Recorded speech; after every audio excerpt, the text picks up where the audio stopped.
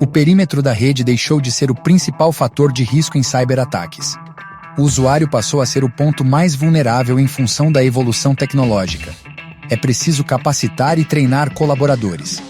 A Phishing Plus é a plataforma para simulação de ataques de phishing mais avançada e adequada às leis globais de privacidade em todo o mundo. Através dela, é possível criar programas completos de educação, disparar fake phishings, oferecer e-learning, detectar credenciais vazadas na web, fazer campanhas pelo WhatsApp, e-mail, SMS e muito mais. Conheça agora a nossa plataforma e construa um ambiente corporativo mais seguro. Fale com o nosso time de vendas.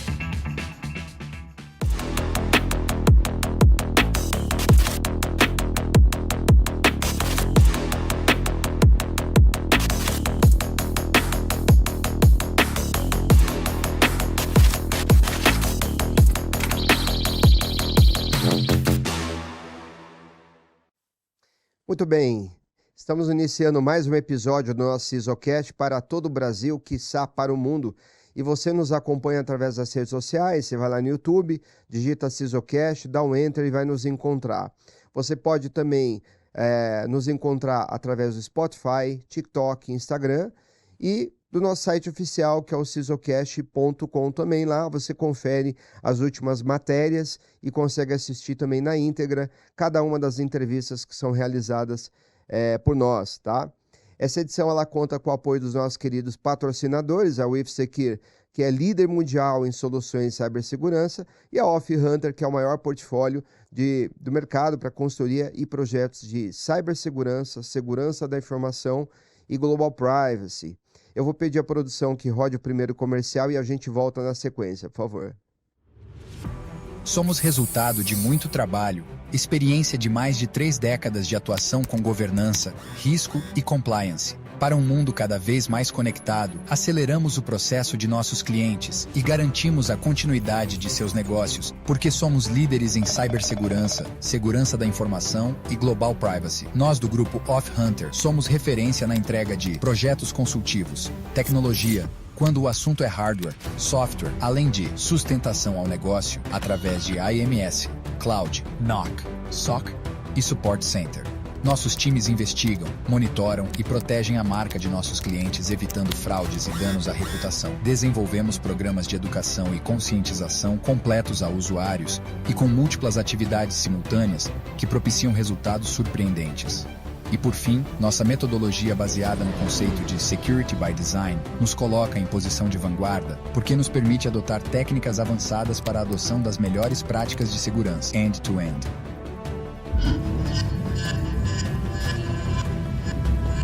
Prazer, somos o grupo AuthHunter. Muito bem, estamos de volta.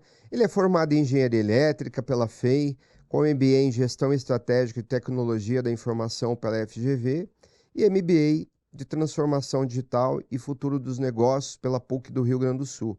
Especialização em Business Strategy pela Universidade de Laver, na Califórnia. Depois você me diz se eu pronunciei certo, essa bodega certa aqui ou não, tá? E através da TI ele atua no mercado de educação, através da Fundação Bradesco. Vai falar para a gente um pouquinho do projeto, bem interessante, a gente já vinha conversando aqui nos bastidores. Trabalhou com mobilidade urbana através da Autopass, setor varejista através do Carrefour, financeiro através do Banco Carrefour e telecomunicações através da Telefônica Empresas. Então, nosso convidado é uma figura ilustre e veio para bater um papo conosco, agregando muito valor ao debate de hoje. E senhoras e senhores, com muito prazer eu recebo aqui o Marcos Stahl. Seja muito bem-vindo, Marcos. Prazerzaço aqui falar com você, viu, Alan? Prazer é nosso. Obrigado pelo convite. Maravilha, a gente é que agradece a sua vinda aqui. Fala um pouquinho, seu sobrenome é Stahl, qual que é a origem? Stahl, alemã. Alemã? Exatamente. Vieram com meus avós lá em 1846. Nossa. Chegaram aqui no Brasil no momento aí de construção do nosso país. Então, assim, vieram há muitos e muitos anos já. Que bacana. Não sei se estão vivos ainda, estão? Não. Não. Na verdade, foi meu tataravô que veio para cá. Né? Tataravô. Então, assim, a família já está aqui no Brasil há muitos anos já. Se tivesse aqui, já ia querer correr e voltar de novo, né? Essa brincadeira, tá? Bom, então assim, obrigado pela sua presença aqui, tá? Marcos, eu quero pedir que você se apresente ao público, aquele que ainda não o conhece. Fala um pouquinho da sua trajetória e o que fez chegar à posição que você está hoje, por favor. Bem, depois dessa apresentação toda aí, né? Assim, eu brinco que essa apresentação é a apresentação de LinkedIn, né? O pessoal entra lá e vê, mas quem realmente é o Marcos Braga, né? Bem, eu sou lá de Santo André, né? Então, conterrâneo aqui do Alan, descobri aqui. Perfeito. Assim, venho de uma trajetória de que realmente a educação me transformou, tá? Então, assim, hoje eu estou no mercado de educação, apaixonadíssimo por esse mercado, e foi um mercado que me transformou efetivamente. Então, eu estudei lá nas escolas públicas de Santo André, depois eu fiz um processo de formação na FEI, mas peguei bastante incentivo do governo para fazer esse processo de formação. Então, vim de uma estrutura bem simples, né? E hoje tenho 3 filhos, o Ricardo com 11 anos, o Ricardo é autista, né? E um casalzinho de gêmeos de 2 anos e meio, marido da Michele, que é influencer, que faz de tudo, né? E muito legal novamente estar aqui Que contando um bacana, pouquinho para vocês dessa trajetória. bacana. Depois, se você também quiser mencionar qual que é o canal dela também, pessoal seguir, você sinta-se à vontade, tá? Tem uma coisa que a gente estava falando antes, ele vinha contando para mim a respeito da Fundação Bradesco, né? E ele foi convidado pela pessoa dele. Só que me chamou muita atenção sobre a questão da estratégia da Fundação Bradesco e o quão importante e efetiva ela é para a educação do nosso país. Então, eu vou pedir que você conte um pouquinho aquela história do que a gente estava debatendo, conversando, né, a respeito do Bradesco, da importância dela. Conta pra gente um pouquinho, por favor. Faz um resumo para o pessoal conhecer. Claro, com certeza. Uhum. Realmente é um cenário que, como eu falei, ele apaixona, né? Trabalhar em educação muda, transforma as nossas vidas, né? E principalmente a educação básica, né? A educação ali da primeira infância, que a gente faz um processo de transformação da vida do indivíduo é bastante interessante. Como eu comentei, assim, eu tive já um processo transformacional pela educação bastante grande desde a minha infância, né? Então eu sempre acreditei que a educação realmente transforma alguém, né? E quando eu recebi o convite para trabalhar na Fundação Bradesco, assim, a primeira coisa quando a gente fala de Fundação Bradesco é, mas o que a Fundação Bradesco faz, né?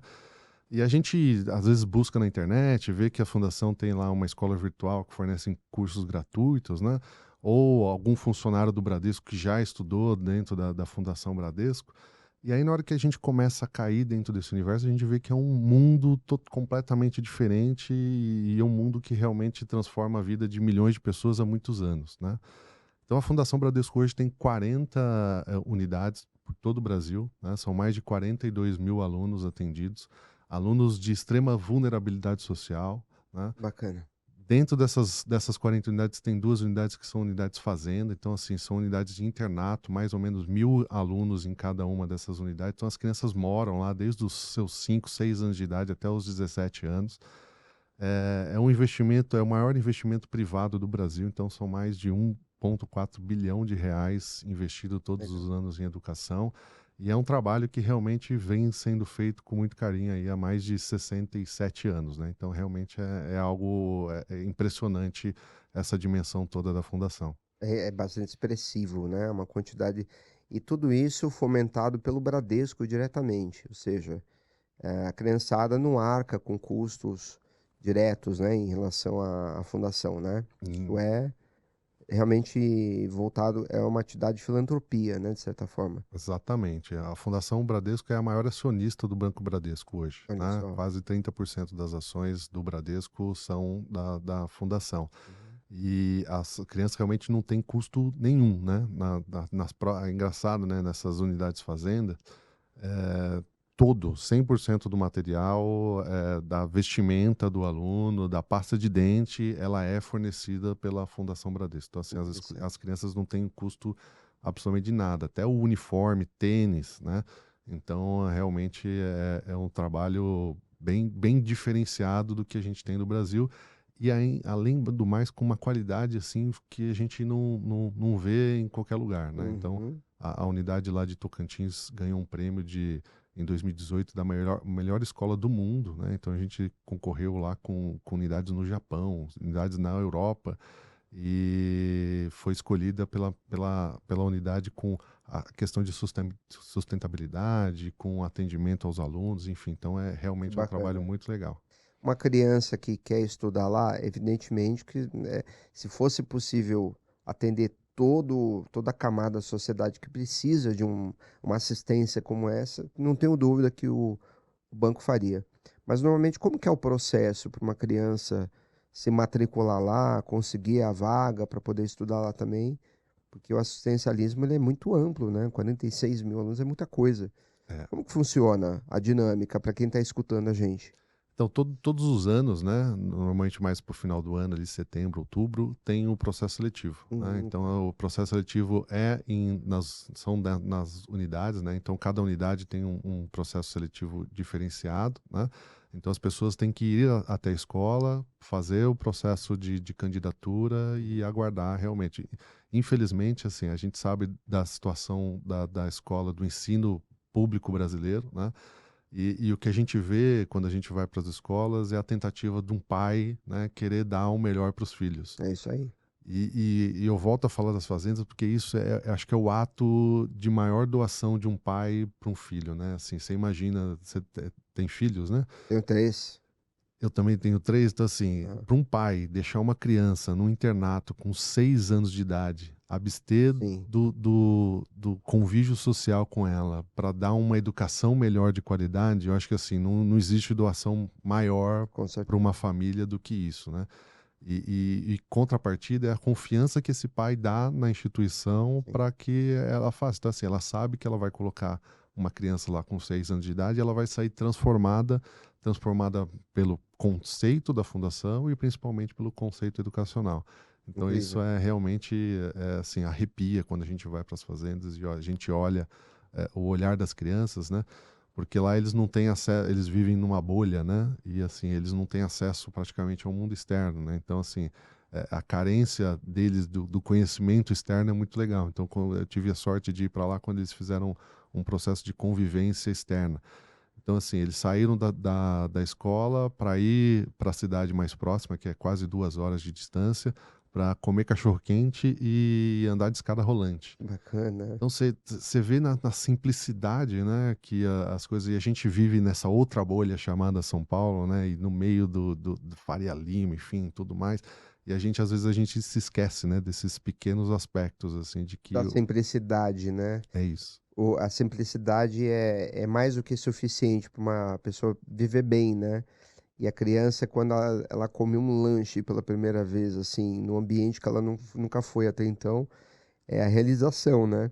Você sabe que eu Exatamente. lembro que meu tio, quando o McDonald's, eu acho que foi quando o McDonald's chegou, poucos anos que ele já estava estabelecido no Brasil, salvo me engano, foi em 84, 85, ele me levou no McDonald's. Olha, E na época você tinha aquelas caixinhas de isopor, era diferente, né, o conceito, mas tinha todo aquele cheiro do ambiente do restaurante. E foi o meu passeio. Eu lembro, a gente pegando o trem para ir até São Paulo, 7 de abril, e ele me levando lá todo feliz, realizado, porque eu estava me levando para esse lugar que ele tinha admirado.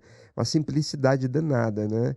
É muito gostoso lembrar disso, né? e marcou, né? Você viu, Nossa, assim, marcou. e você imagina a cabeça dessas crianças, né? Sim, Sair da unidade escolar e ir para uma fazenda e fazer uhum, um passeio como esse, realmente deve sim. ficar marcado na vida delas pro resto da vida. Com certeza.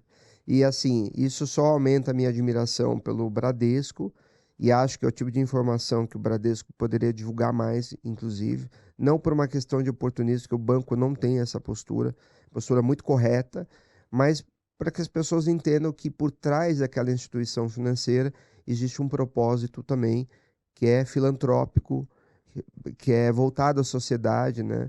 Tal qual o Sisocast aqui também. Então a gente traz matérias fundamentadas em segurança, porque a gente tem o propósito de levar a informação de segurança para a sociedade, né? Então, eu vou pedir à produção que rode a matéria do Jogo Rápido. Nós fomos às ruas, ouvir o que as pessoas pensam sobre as ameaças cibernéticas para crianças e jovens.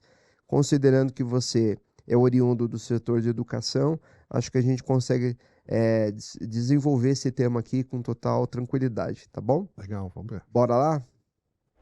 Bom dia! Carolina Oliveira por aqui. Está começando mais um Jogo Rápido diretamente da TVO.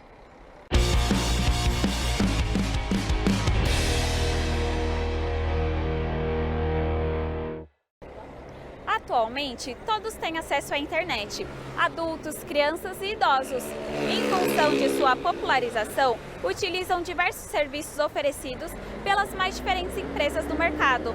Em meio a tudo isso, ampliou-se também a oferta de entretenimento e, consequentemente, dos riscos, principalmente aos jovens, que são os maiores consumidores na web. Nosso objetivo hoje é conversar com as pessoas e entender como elas tratam dessa questão e da proteção de suas crianças e adolescentes. Vamos lá conferir? Bom, pessoal, estou aqui com o Lucas. Lucas, você tem filhos ou convive com crianças, adolescentes no seu dia a dia? Eu tenho um irmão mais novo, de 15 anos. E você consegue pensar ou listar quais são as principais ameaças cibernéticas que essas crianças e adolescentes enfrentam hoje em dia?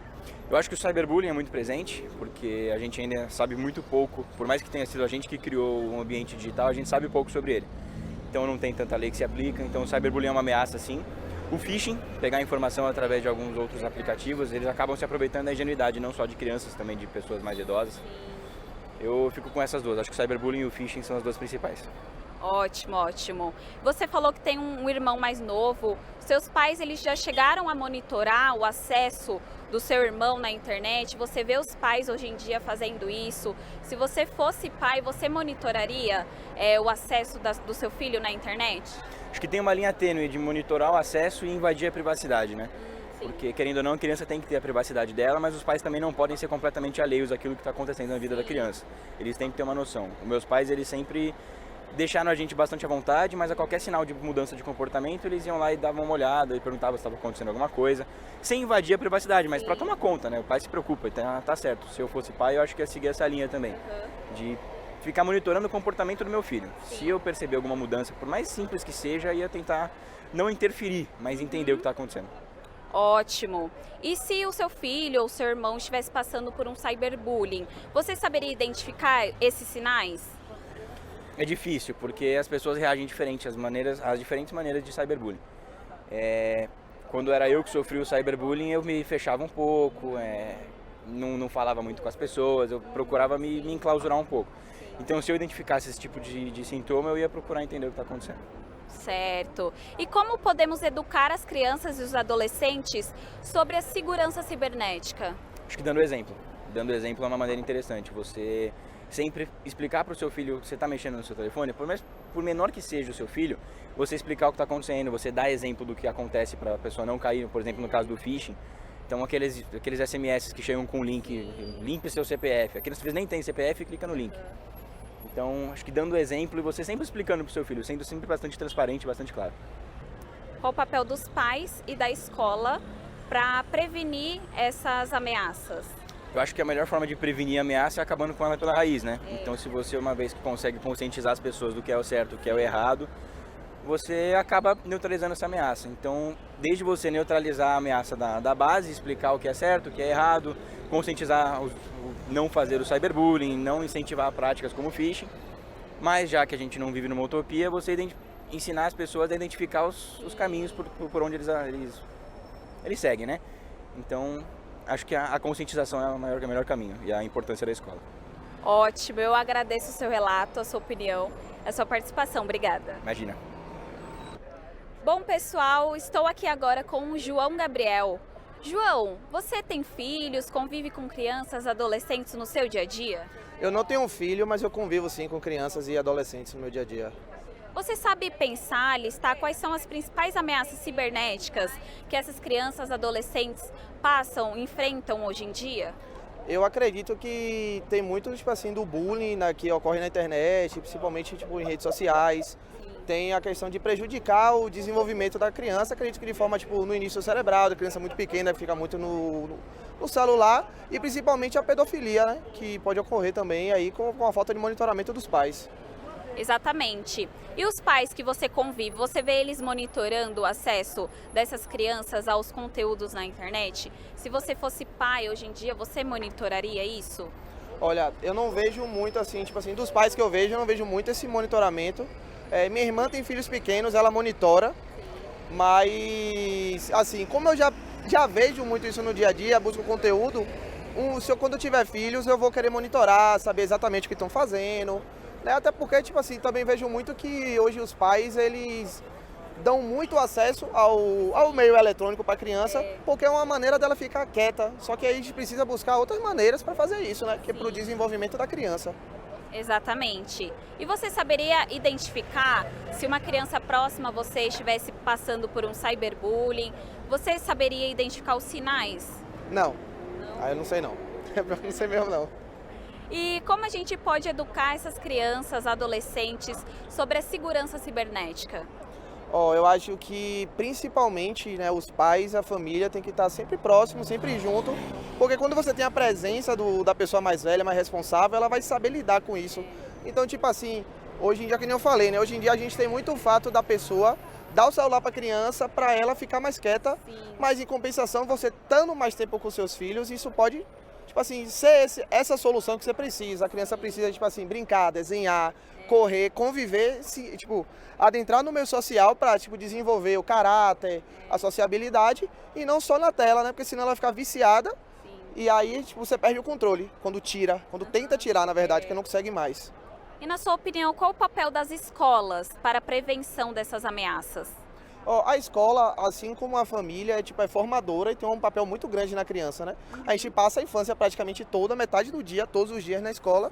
E eu acho que a escola, ela tem o papel de educar, informar quais são os riscos, mostrar para as crianças e também monitorar e restringir o uso eletrônico na sala de aula, né? Que é para estudar, né?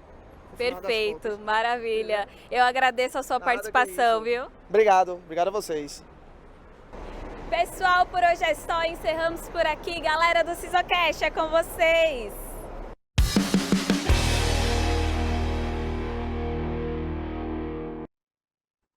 Muito bem, estamos de volta aqui. Marcos, você sabe que há muito tempo a gente fala das leis de privacidade e elas não surgiram à toa, né?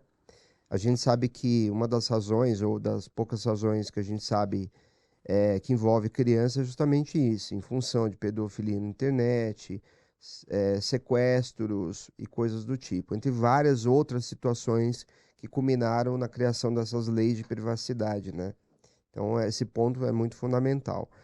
E aí eu queria saber de você o seguinte: quais as principais ações que, na sua opinião, de certa forma, elas blindam os jovens, né, dos riscos de insegurança a partir do tema que a gente tratou aqui, né? Então eu queria saber de você o seguinte: o que os pais devem observar, quais são os pontos principais de atenção em relação ao comportamento dos seus filhos para evitar riscos pautados em cibersegurança? Você vai lá, você dá o celular para a criança, ela está lá, enquanto você trabalha, tá, o rapaz até falou isso, né? Uhum. Você está lá crente que está tudo bem, ela está interagindo. Você tem várias outras situações que a gente vai tratar aqui que fazem isso. Mas em termos de comportamento, o que você observaria, você como pai, para garantir que seu filho não vai ser vítima de de um risco a partir da cibersegurança, né? Então, você sabe que esse é um assunto complexo, realmente, né? A questão do uso de recursos de internet, né, para as crianças, né? As crianças não têm a noção ainda do certo, do errado, enfim. E cabe muito realmente aos pais fazerem esse processo de monitoração, né? Então, ou fazer as restrições, existem aplicativos hoje, por exemplo, de avaliação parental, né? Então eu posso fazer a liberação, consigo fazer a visualização do que meu filho está acessando. Então, assim, o pai realmente tem um ponto importante aí nessa questão da conscientização e no controle.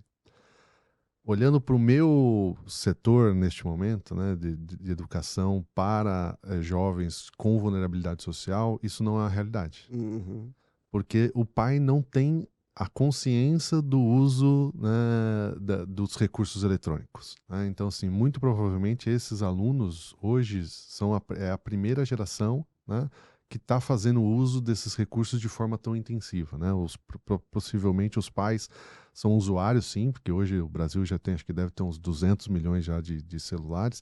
Então, assim, tá muito fácil, mas as pessoas não têm a conscientização do uso do artefato eletrônico, né? Uhum. Então, realmente é complexo, né? Eu acho que, assim, pais que têm esse nível de conhecimento realmente precisam fazer, né? Mas eu acho que o ponto crucial de tudo aí, da matéria, que foi muito bacana esse ponto ser tratado, é o ponto da conscientização, tá? E a conscientização ou na família ou as escolas também tratarem esses assuntos como assuntos prioritários, tá? Uhum. Quando eu cheguei em educação, eu fiquei assim, que cyberbullying, gente, infelizmente, né, é algo que acontece todos os dias nas escolas. Não tem, porque novamente é difícil a criança saber o que é um cyberbullying, né? Então a gente às vezes pega, eu não sei se você já viu uma senha de uma criança de 6, 7 anos. Uma senha. Senha. Imagina como que ela acessa o sistema escolar dela, uma criança hoje com 6 anos. Você faz ideia, não? Eu posso imaginar alguma coisa, eu prefiro que você fale, para não falar besteira. Normalmente é feita uma associação com alguma coisa simples. Uhum. Então, assim, é um copo, é a casa, é papai, é mamãe, ou fazer um vínculo com a simples data do aniversário dela, Uhum. né? Então, coisas simples, né, de serem identificadas por outro aluno de 7 anos, né? Então, assim, se eu sei que a minha senha é casa e a sua senha é copo, o que eu vou fazer? Eu vou acessar eu vou acessar o sistema com a sua senha. Então, o cyberbullying já começa por aí. Eu acessando com a sua senha para fazer alguma coisa que eu não quero que alguém saiba que eu vou fazer, né? E isso acontece demais, assim, né? As crianças realmente estão naquele momento de descobrimento e elas usam esse artefato para fazer algum cyberbullying, até para falar alguma fofoca que está acontecendo na turma ou para falar mal do professor. E aí, ao invés de eu usar a minha senha, obviamente que eu vou ser facilmente descoberto, eu uso a sua, né? Como a coisa mais fácil do mundo, né? Eu uso a sua senha e falo mal do professor com a tua senha, né? Sim, Que é uma forma de cyberbullying também, sim. né? E aí eu volto pro ponto assim, a conscientização é o melhor caminho, tá? Eu estive na Microsoft lá em Seattle no mês passado, né? E a gente estava discutindo esse tema, eu falei, poxa, né? Como é que eu faço uma senha forte para uma criança de até 10 anos, né? Como que eu faço? Ah, não, vamos fazer pela digital. Não, mas a digital da criança não está formada ainda. É isso aí, vai mudando. Então eu não consigo fazer o processo digital para crianças É. de menores, né? Não, vou fazer pela face, tá? Mas eu vou colocar um dispositivo de avaliação de face. Então, assim, você gera uma complexidade que realmente, tecnologicamente, ela é mais complexa, Sim. né? E o caminho da educação, da conscientização, é o que é mais eficaz. Eu saber que eu não posso acessar um sistema com a sua senha porque eu estou infringindo uma regra ética ou alguma coisa que é maior do que simplesmente ter acesso à tua informação, Uhum. é o melhor caminho, né? Sim. A gente trabalhando nesses aspectos comportamentais desde a base, né? Hoje, você pega as crianças, né? Na nossa época, a gente ainda andava no carro sem cinto de segurança, né? Assim como, né? Era comum, né? Anos 80 aí, nossa. Exatamente. Agora, Boi. hoje em dia, uma criança já não entra no carro sem Sim. ter. Então, assim, se a gente começar a trabalhar esses aspectos de segurança da informação desde a base, Uhum. a próxima geração que a gente vai formar realmente vai ser uma geração diferente, Com certeza. com informação sobre segurança da informação. Sim. Então, a conscientização é o melhor caminho, não vejo outro. É, Você acha que você tocou num ponto interessante? Eu vou pedir que você faça duas coisas aqui para nós, tá? Em função do propósito educacional. Eu queria que você explicasse para as pessoas que são leigas o que você entende por cyberbullying, tá? Para isso ficar bem claro.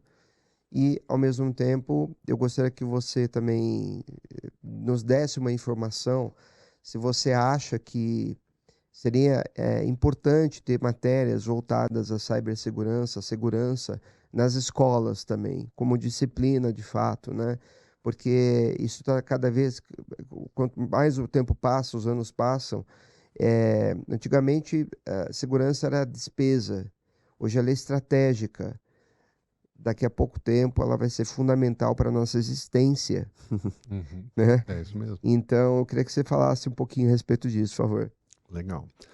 Bem, o cyberbullying, como eu falei, ele acontece, Uhum. né? E assim, na minha visão, qualquer coisa que eu faça em detrimento de tentar agredir a outra por meios digitais, ele é um cyberbullying, Uhum. né? Como eu falei, ele pode falar mal da professora usando uma senha tua, eu posso fazer um grupo de WhatsApp, um grupo de internet, ou algumas ocasiões acontece, faço criar páginas, né, em Facebook, Instagram, em TikTok, para gerar um constrangimento em outra pessoa, em outra criança, em outro aluno, né? Então isso é muito comum de ser feito, tá? Assim, a gente percebe hoje o movimento escolar, e não só dentro da fundação, né, nas escolas, na escola dos meus filhos também, desses movimentos, desses microgrupos de criação de páginas, né, ou de grupos de conversa para falar mal de outras crianças da mesma turma, né? Eu vivi isso na pele, né, porque o Ricardo, meu filho de 11 anos, ele é autista, né? Uhum. Então, na primeira escola dele, existia, pra você ver, com crianças de 4 anos, né, já faziam uma situação de bullying com ele, né?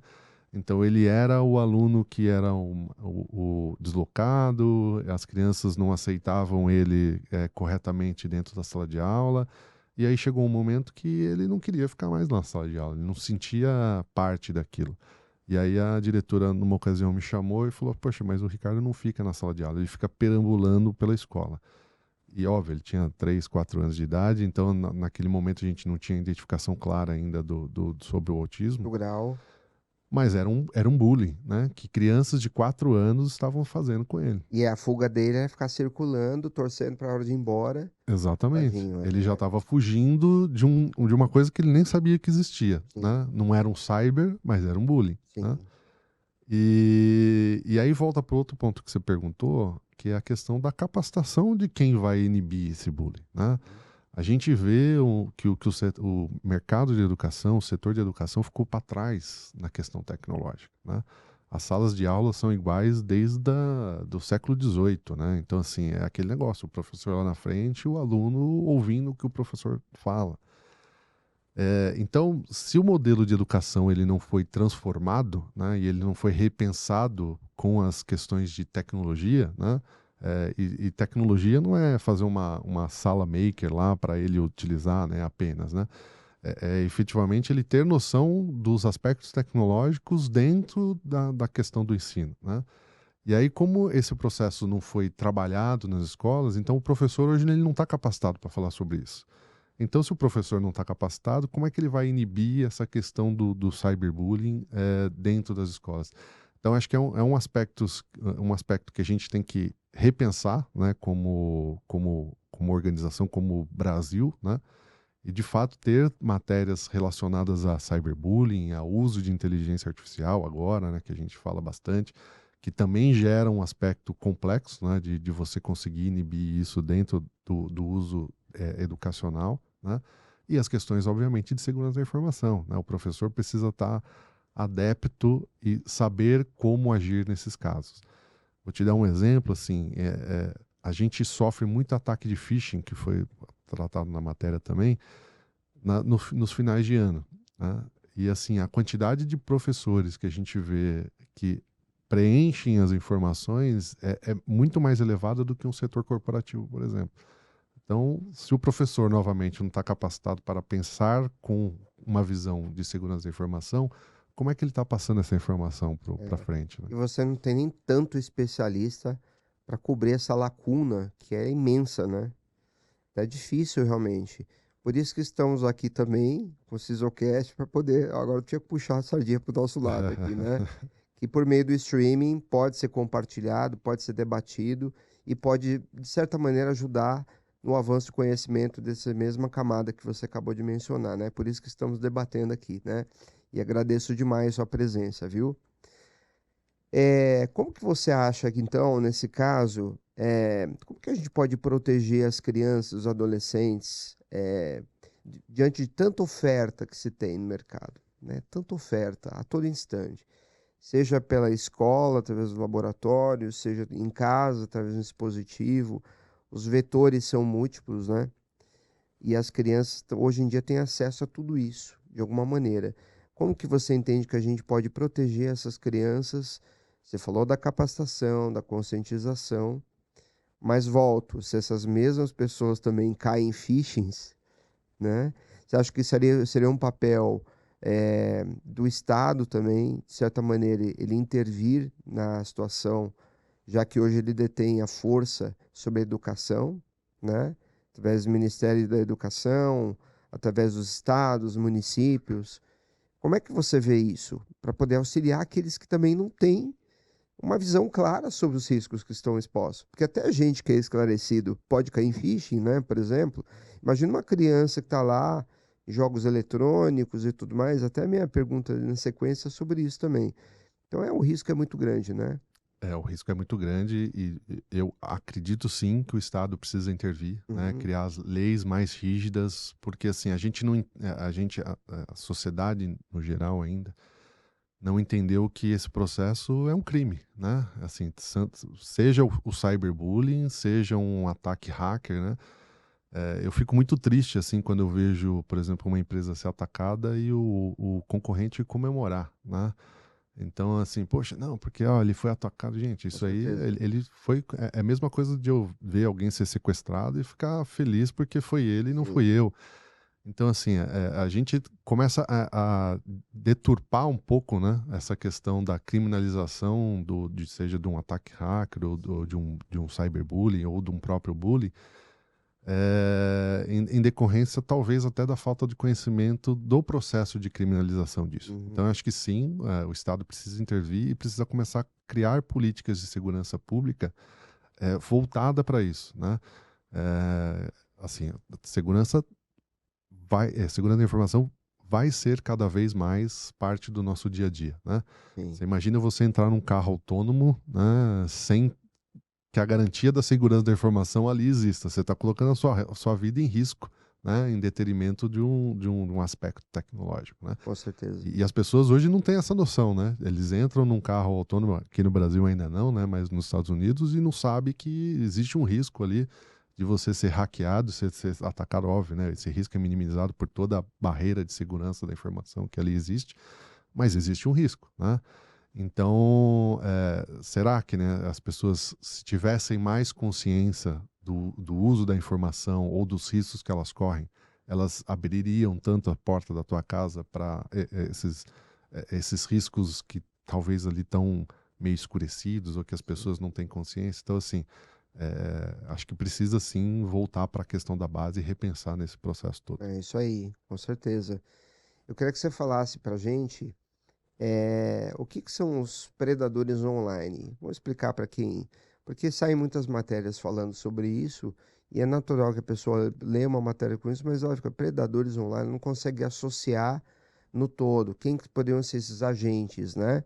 Então, e como que a gente poder evitar esses predadores online também? Que é um outro vetor, né?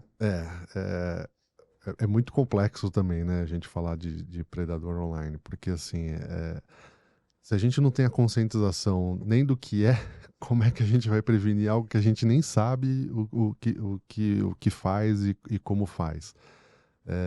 Eu volto novamente para o mesmo ponto. Acho que assim, a gente tem que começar a falar mais disso, né? E o caminho que você está trilhando aqui é muito legal por conta disso, né? Acho que abre uma oportunidade e a democratização da informação acho que é um dos aspectos mais benéficos que a gente está tendo nessa nova versão de internet, que assim, hoje todo mundo tem acesso a tudo, né?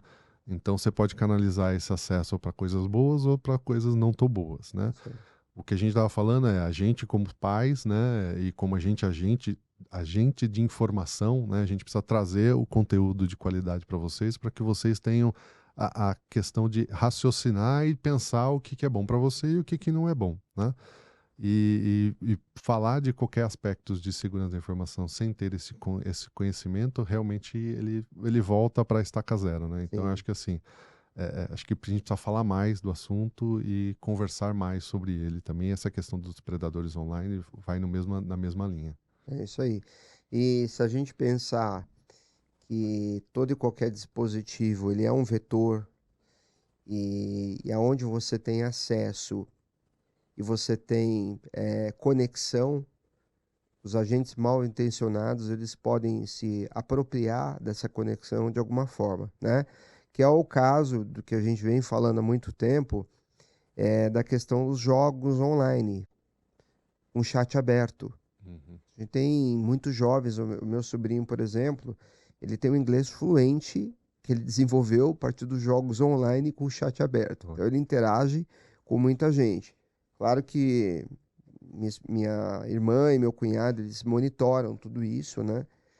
Mas nem todo mundo sabe, mas eles são oriundos aqui da TI também, então eles conhecem, sabem como fazer.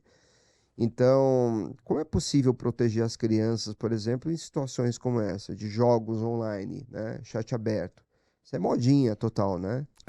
É modinha total e é um problema realmente, acho que talvez mundial até, né? Porque Isso. assim, você não sabe quem tá do outro lado, né? Uhum. Então ele pode ter colocado lá, feito um vínculo de que ele tem uma idade X, mas você não sabe, obviamente, se ele tem aquela idade. E aí, nesses casos específicos dos jogos online, é a monitoração dos pais. Isso. Não tem outra forma, né? Então, assim, o pai consegue raciocinar, né?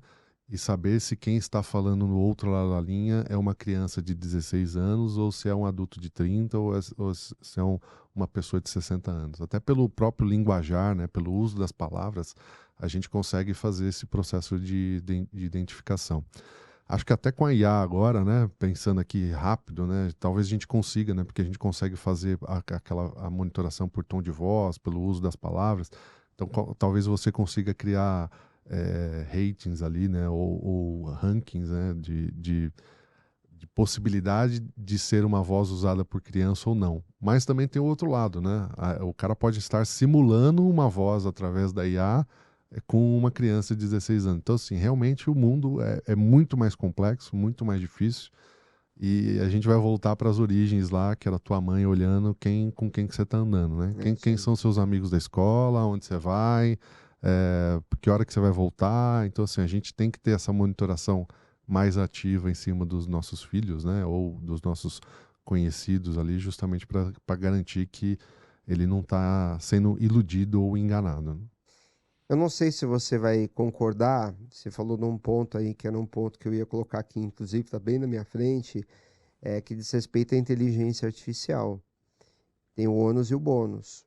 Ainda mais agora com deepfake. Uhum. Mas talvez, se a gente olhar pelo lado simples da história, que é você orientar a criança a jamais dar seu endereço para ninguém, jamais se encontrar com nenhum estranho, aqueles ensinamentos que a gente tinha no passado. Então, você não dá seu endereço para ninguém. Você não se encontra com absolutamente ninguém que você não conhece. Terceiro ponto, minha opinião, tá? Eu queria saber de você. Com a vinda dos deepfakes, né? Tirar o dinheiro da criança. Porque vagabundo também quer dinheiro. Então, se a criança não se encontra com nenhum estranho, mente, vai no shopping, encontra um amiguinho, mas marca algum encontro, que já aconteceu isso. Você acompanha, ela não dá o endereço dela em hipótese alguma. Você precisa trabalhar a cabeça da criança para isso, desde cedo. Você não deixa nenhum dinheiro, nenhum acesso à conta corrente de criança, nas mãos de uma criança que não tenha esclarecimento. Eu acho que esses 3 elementos, eles já ajudam, não? O que você acha disso? Então, ajuda. Ajuda, Eu né? acho que o cara que está mal intencionado, ele sempre vai querer facilidade, né? A gente vê até a polícia sempre fala isso, né? Não fique dentro do carro, parado na frente de casa, enfim. Então, a gente sabe que, né, o cara quando está mal intencionado, ele quer oportunismo e que ele quer o retorno mais rápido, né? Então, de fato, se uma criança tem um acesso a uma conta ilimitada, né, de recursos, ou se a pessoa, a gente está falando, né, já que a gente entrou em alguns aspectos aqui, acho que o maior trauma, né, de uma criança é a pedofilia, né? Isso aí. Então, assim, se um pedófilo está mal intencionado e ele quer marcar um encontro com uma criança, né, e se ela tem essa facilidade da troca sem ter nenhum tipo de restrição, para o pedófilo é o melhor caminho, né? Sim. Obviamente ele quer ter o acesso e ele quer ter um acesso facilitado. Porque para o pedófilo também, se ele tem que saber se ele está falando de fato com uma criança do outro lado, ou se ele está falando com o pai da criança, e o pai da criança está fazendo uma armadilha para ele ser pego pela polícia. Entendeu? Então, assim, acho que tem todos os aspectos aí que contribuem para que quanto mais restrito for, melhor, né? Com certeza. Só que também tem o outro aspecto, né? Quanto mais restritivo for, como que fica isso em relacionado aos outros, né? E aí vem aquela competição dos alunos, né, de sexta, sétima série, que é onde eu tô vivendo agora também. Mas o fulano pode, né? O fulano tem acesso, o fulano, o pai não faz a restrição, né? Aí vem aquela frase, né, que a gente ouviu a vida toda, você não é todo mundo, né? Porque realmente, né, a gente acha que cada um molda a sua vida conforme os seus conceitos, os seus preceitos, né, o que foi, né, a questão você perguntou dos meus avós, né, então assim, meus avós vieram da Alemanha e assim, por que eles vieram da Alemanha? Eu fui estudar um pouquinho as histórias da minha família. Naquela época, na Alemanha, a cada 2 anos acontecia uma guerra. Sim. Então, assim, como é que um povo consegue viver, assim, ano sim, ano não, tendo guerra? Então, Sim. o cara olha para aquilo e fala, poxa, isso daí não faz parte. Então, assim, vem com essa base familiar de, poxa, não, eu não quero viver isso todos os dias, né? Então, eu quero ir para um lugar que é mais calmo. Eles, obviamente, não sabiam, né, ainda para onde iria, né? Isso é uma sacanagem, uma corrida que eu... Mas e nessa questão familiar é a mesma coisa, né? Sim. Então, assim, óbvio, né? Tem famílias que vão ser famílias mais permissivas, né? Que vão deixar a criança se aventurar um pouco mais. Tem famílias que serão mais restritivas. É, E você tem que saber o que é melhor para você, né? E aí aquela velha máxima de que você não é todo mundo e que você não precisa ser igual aos outros, isso aí. ela continua válida é o decisor ali, o núcleo familiar que tem que definir quais são os limites aí para cada uma dessas crianças. Com certeza. A gente está com um tempo, infelizmente já está um pouco curto, eu preciso passar para o bloco, mas o assunto está muito bom. Então, é o seguinte, você acha que com a pandemia, nós passamos pelo processo de pandemia. Então, assim, um sentimento que eu tenho, e é uma pergunta que eu vou te fazer para saber o que você acha disso. Eu acho que com a pandemia, durante os 2 anos desse processo, muitos jovens se retraíram muito, no sentido de passarem seu tempo em função de um dispositivo móvel, e que isso afeta, de certa maneira, o comportamento. E aí eu queria saber de você o seguinte, você acha que esse período ele agravou de alguma forma? Não estou querendo te direcionar para uma resposta óbvia, mas assim, você acha que isso aqui, de certa maneira, agravou essa situação? Porque as pessoas trabalhavam remotamente, deixavam celulares com seus filhos, muitos filhos deixam hoje de conversar tanto com sua família, muitos não querem nem mesmo sentar à mesa para jantar com a família, querem ficar lá no seu mundinho, ou em jogos, ou fazendo qualquer outra coisa, né, com seus amigos e tudo mais. Você acha que, de certa maneira, a pandemia ela afetou esse processo e ele é um caminho agora sem volta, né? Ou seja, teremos nossos filhos novamente, né? Acerca da reunião, né? Do jantar e tudo mais. Como é que você vê isso? Assim, não tenho dúvida nenhuma, né? Acho que assim, o processo do confinamento, né? Ele foi muito drástico para as crianças, né? Uhum. E eu afirmo isso porque assim, quando eu comecei quando eu fui para a fundação e eu comecei a visitar as escolas, um dos maiores traumas das crianças foram se formarem sem ir para a escola. Imagina. Então você imagina, e aí eu volto para o aspecto da fundação também de novo, que é um trabalho social muito, muito incrível. E assim, a gente tem, normalmente, né, a gente que está com a base familiar composta da forma correta. Eu não tive, por exemplo, meu pai era alcoólatra, então assim, e eu vejo isso muito nas crianças da fundação. Eu tinha meu porto seguro, não tinha meu porto seguro na minha casa, né? O porto seguro era a escola, né? Então, por quê? Dentro do aspecto familiar, com toda essa restrição, essa bagunça familiar que eu vivia, era melhor eu estar fora de casa do que dentro de casa. Aí já era o oposto, né? Sua válvula de escape era o Era colégio. sair. Sim. Na fundação e na maioria das escolas públicas do Brasil, isso também é uma verdade, né? Uhum. Então as crianças buscam na escola uma fortaleza, né? E no âmbito da pandemia não existia mais a fortaleza. Sim. Então você tinha que conviver 24 horas por dia onde você não tinha essa fortaleza muito bem estabelecida. Uhum. Porque um pai alcoólatra, ele vai continuar sendo alcoólatra na pandemia ou fora da pandemia. Então, e aí essas crianças sofreram muito com isso, né? Com esse aspecto de não ter a possibilidade de ou se formar ou iniciar, né? Dentro do aspecto escolar, dentro desse processo, durante a pandemia. Não iniciar, eu acho que obviamente tem um atraso, mas como a criança não conhecia o que era uma escola, então ela passou a conhecer depois. O aluno que estava se formando, né? Então ali do segundo, terceiro ano, e que perdeu esse convívio, realmente ele teve uma perda muito significativa.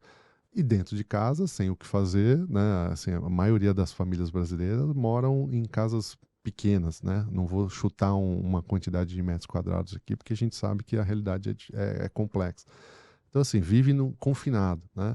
E aí era um confinado com uso de internet, basicamente. E aí você consumiu muito conteúdo, que era o conteúdo mais fácil, né? Sim.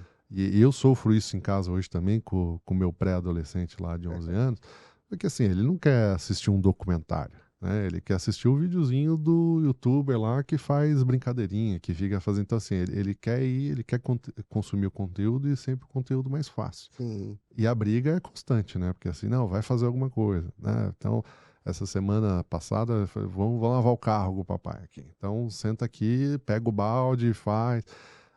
Aquela briga que não quer, depois acaba até gostando. Por quê? Não teve a experiência de fazer algo diferente, né? Sim. Então, realmente é um aspecto que foi... E a oferta por bobagem, ela é muito grande, Nossa, demais. é muito lúdica, Demais, né? total. Os desenhos também não ajudam hoje em dia, alguns desenhos ali, que pelo amor de Deus, né?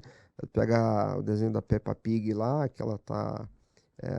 o outro é respondão, então coisinhas assim, né? Exatamente. Marcos, eu preciso passar uns recados aqui, o papo tá muito bom, chamar também o Tiagão para cá, nosso tempo tá correndo, mas vamos lá. Tá chegando o Mindsec, que é um dos maiores eventos de segurança voltados ao mercado como um todo, não é um evento setorizado, né? É um evento aberto para cibersegurança, segurança da informação.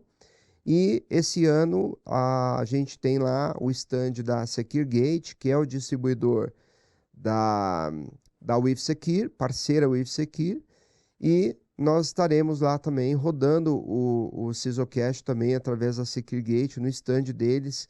Então vocês estão mais do que convidados a aparecerem lá no evento do Mindsec. A gente não sabe ainda se vai ser no segundo ou no terceiro dia, né, que é a nossa participação, mas o pessoal da SecureGate estará lá os 3 dias seguidos também com o pessoal da WithSecure. Então, se você puder, passe lá, conheça o stand, bata um papo com o pessoal, vai valer muito a pena, é muito legal. Eu quero agradecer demais todas as pessoas que têm encaminhado sugestões de pauta, que para nós são muito relevantes. Esse assunto aqui é um assunto que foi sugerido por algumas pessoas, né? A gente fez apenas uma adaptação aos temas que eram muito parecidos. Estamos aqui tratando hoje, muito relevante também.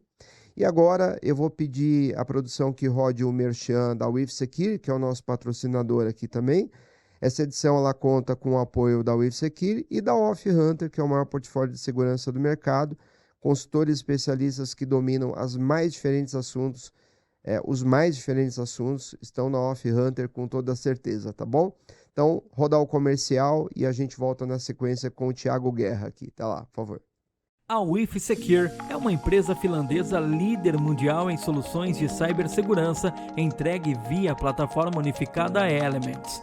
O Elements é uma solução modular única composta por uma gama completa de produtos de segurança cibernética. Inclui o premiado gerenciamento de vulnerabilidades, gerenciamento de patches, proteção de endpoint, tecnologia de detecção e resposta para endpoint, cobertura para Microsoft 365, bem como gerenciamento de postura de segurança na nuvem.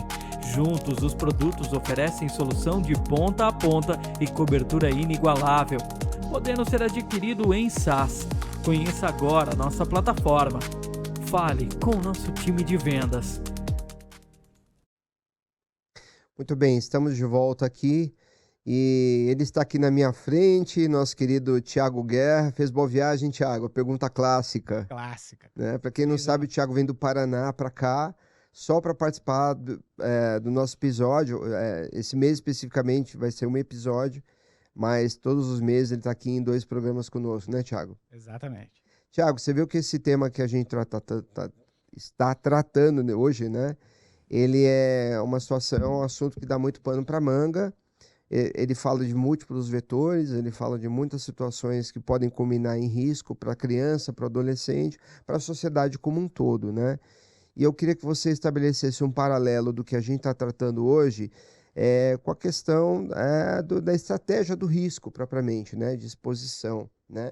Então, eu queria que você falasse um pouquinho para a gente sobre isso, em função de como que a WithSecure hoje consegue ajudar, né, a sociedade, as empresas como um todo, as instituições de ensino e por aí vai, a blindar cada vez mais contra certos tipos de ameaça que são possíveis a partir desses vetores. Se você puder falar um pouquinho, eu agradeço. E uma coisa que eu quero pedir também, nós passamos recentemente por uma situação, né, que aconteceu global, em função de um problema que houve de um sistema de segurança vinculado ao ambiente sistêmico da Microsoft. E aqui a gente não está para fazer críticas nenhuma, empresa nenhuma, porque cada um tem lá a sua situação. Mas eu queria que, pela experiência que você tem, você contasse um pouquinho do que é normalmente esperado e que uma empresa pode buscar para garantir que o processo dela não culmine em situações como a que aconteceu na última semana, né? Se puder falar um pouquinho a respeito disso, agradeço. Legal. Então, no primeiro tópico, nós estamos presentes em muitas instituições de ensino no Brasil com as soluções WithSecure Elements. Um destaque inicial, principalmente coletado de informações, né? No que culmina a ataque de phishing, a abertura de links maliciosos, um golpe bem feito, filtros de conteúdo, é o óbvio, né? O produto possui essa característica onde impede o acesso indevido. A gente sabe também que acessos indevidos são feitos propositalmente, às vezes, dentro da instituição. É um operador que está tentando acessar aquele site que não deveria estar de acordo com as políticas da empresa. Então, principalmente o filtro de conteúdo para os conteúdos escusos, que geram risco efetivamente, e os que devem ser bloqueados. Na segunda camada, a ação de links maliciosos pode te expor através de falhas internas, né? Então, se você o zelo com a sua exposição, quanto você está exposto, é muito importante, principalmente na correção dessas vulnerabilidades. Porque, às vezes, é o simples gatilho através de um link sem muita intenção daquele equipamento que se ganhou o acesso, o malfeitor alcança. Ele chega em outro equipamento. E aí aquele sim que está fragilizado, vulnerável e esquecido no cantinho. Ali ele se aloca. Uhum. Naquela máquina que foi só executado o link do phishing, um link malicioso, por exemplo, talvez ele não gere o prejuízo ali, mas ele se aloca lá. Então, a exposição, a identificar e aplicar as correções, conhecer o seu ambiente, aonde você está fragilizado, é fundamental. O terceiro tópico, em cima dessa questão do incidente ocorrido recentemente. É a segunda vez que acontece, né? Acho que poucas pessoas sabem, mas não é a primeira vez. Já aconteceu com a mesma empresa, com o mesmo modus operantes, porém, meses atrás. A mesma coisa aconteceu. A distinção é que aconteceu com o Linux. E Linux, as pessoas não teve o impacto tão gigantesco. A gente está falando de bilhões de dólares já de estimativa. O que eu vejo nisso como uma forma de precaução em cima do processo, né? Do compliance de cada empresa, mas principalmente aqui no Brasil. Hoje, você, com a nossa solução, por exemplo, e existem outras também que fazem algo semelhante, a como você planejar, dar essa ferramenta para o administrador. Por exemplo, eu quero que as novas atualizações primeiro acertem esse grupo de equipamentos alvos. Então, vamos pegar um exemplo mais simples para todo mundo está nos assistindo. Você está falando de distribuir, né, esse tipo de protocolo, Isso. não de fazer de maneira maciça. O ocorrido pontual dessa empresa que aconteceu nessa semana passada, dia 19 agora, foi o quê? Foi uma atualização que veio distribuída pela solução. A solução, como um todo, em todo o mundo, recebeu essa mesma atualização e implementou. Ah, entendi. Foi ao vivo. Ela recebeu e implementou. Na hora que ela implementou, já era. Todos os computadores deram tela azul. Sim. De uma forma simplificada para todo mundo entender. Então, como você pode diminuir esse impacto? Tá? Não estou dizendo que essa solução não possua isso, tá? Mas não serve na questão técnica, Sim, né? Aí aqui a gente não está para desopilar o fio de ninguém. E é a aplicação de compliance, a aplicação da norma, da conformidade, de processos internos. Então, um exemplo aplicado baseado numa funcionalidade que tem no nosso produto. De novo, existem em outros produtos também, estamos falando de compliance, de cultural, né? Que, por exemplo, se eu tenho 2 servidores, o A e o B. O B faz a mesma função do A, são redundantes. Sei lá, um servidor Active Directory, um servidor de banco de dados, um servidor redundante. Certo. No servidor, um dos dois, você escolhe, ele vai receber as atualizações primeiro, antes do outro. Não são todos os produtos, nem são todos os fabricantes que têm esse recurso. É uma gama pequena de fabricantes que tem essa funcionalidade. De dar a disponibilidade para que o recurso primeiro chegue em um equipamento.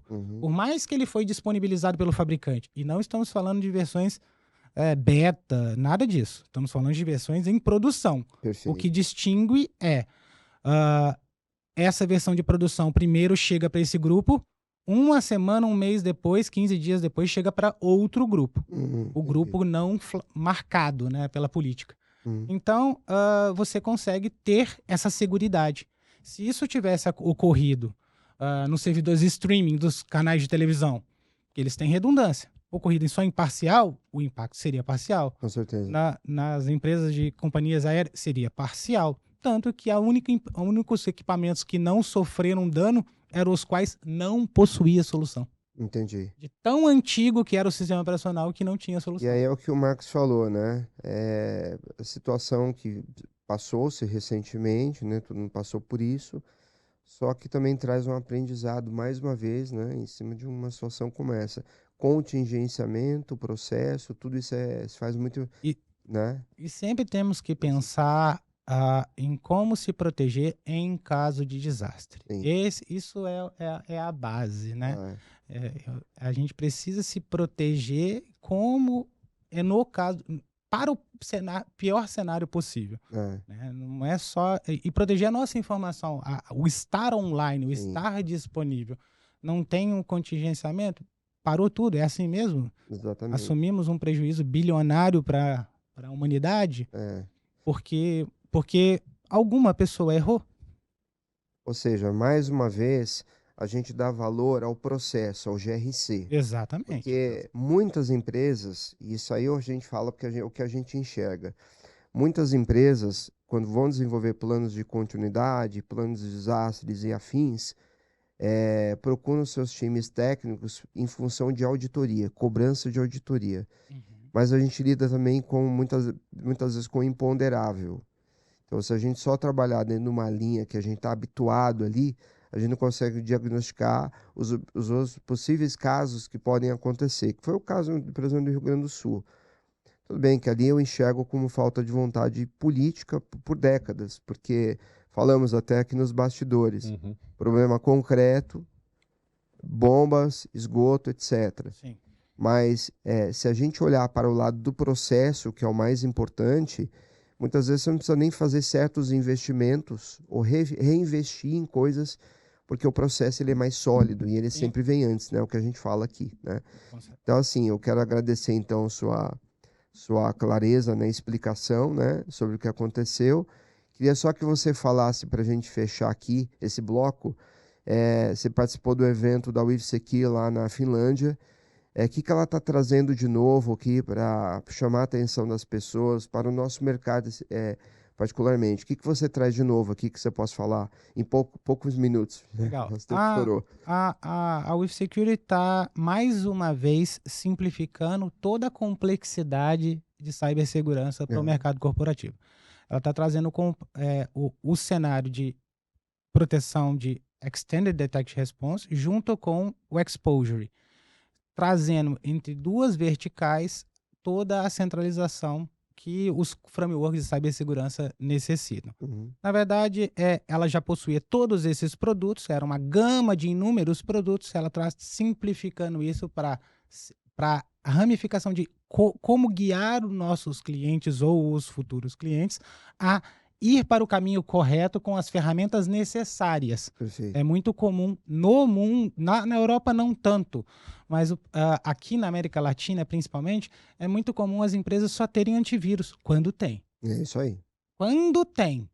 Por quê? Porque ela acha, porque ela não teve a cultura, não tem apropriado, não tem investimento, que aquilo vai proteger ela. E não vai. É isso aí. Mas não vai nem de longe. É isso aí. Igual a gente concluiu, você falou de GRC. Às vezes é mais importante políticas, compliance, governança, mesmo usando as ferramentas que existem dentro da própria casa, nativas do sistema operacionais, aliado com todo esse... Planos atualizados. O camarada fez um ano atrás, acho que tem. Não, acabou. Você fez um ano atrás, não tem mais. Né? E trazendo isso para simplificar esse mundo. A simplificação, hoje a gente não tem tempo, nem profissionais com tamanha capacidade para absorver todo esse mercado. Sim. Nem quantitativo, nem qualitativo para absorver tudo isso. É óbvio que existem as exceções, né? Mas a simplificação é o grande segredo nesse sentido. Perfeito. Bom, a gente está com o tempo estourado aqui, então... Para você que acompanhou o comercial da WIFSecure, se você tiver interesse em conhecer a solução, compromisso zero, mas quer conhecer a solução, fazer uma prova de conceito que é fundamental, você clica aqui no QR Code que está na tela, você vai ser direcionado para uma landing page, lá você coloca as suas informações e entra em contato com a equipe técnica, que ela vai te responder prontamente, tá? Para você conhecer a solução, ou mesmo para fazer uma prova de conceito, tá? A gente estourou nosso tempo aqui, infelizmente, o papo hoje foi muito agradável.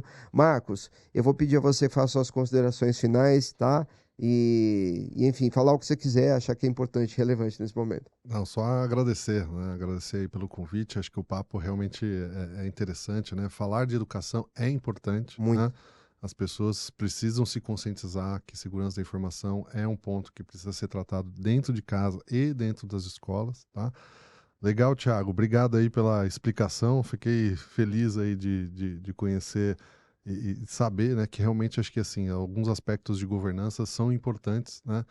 E aí a gente vê um paradoxo, né, que a gente até ouviu aí na Febraban ultimamente que governança não era importante, né? E tinha alguns aspectos que às vezes a TI ela é muito questionada, né, com muito processo, e a gente vê que um processo mal executado, olha a quantidade de impacto que ele pode gerar. Então, é importante a gente voltar um pouquinho nas origens, né, e eu estava falando com o Alan aqui, A gente faz, por exemplo, aplicação de patch de Windows há anos, né? Talvez décadas já, né? Uhum. E a gente sempre usou esse processo de governança justamente para não gerar um impacto no ambiente. E assim, a gente, né, em pleno 2024, com todos os adventos aí de tecnologia, a gente sofre um impacto como esse, que é um reaprendizado, né? isso Eu acho aí. que é olhar um pouquinho e assim, poxa, onde eu estou falhando na minha governança, o que eu preciso fazer de diferente, repensar nas zonas de contingenciamento aí, justamente para a gente não depender, né? Nem aplicação financeira, né? A gente coloca todos os ovos numa única cesta, né? Então a isso gente aí. tem que começar a repensar em todos esses aspectos aí Não, também. com certeza. Obrigado aí pelo convite. Imagina, a gente que agradece, a gente fica lisonjeado pela sua presença. Agradeço demais, Tiagão. Até a próximo mês, quando você participa conosco aqui também. É para você que está em casa, acompanha a nossa matéria, minha gratidão pela presença, por acompanhar o nosso vídeo. A gente volta na próxima semana, se Deus quiser, e obrigado a todos pela audiência. Obrigado.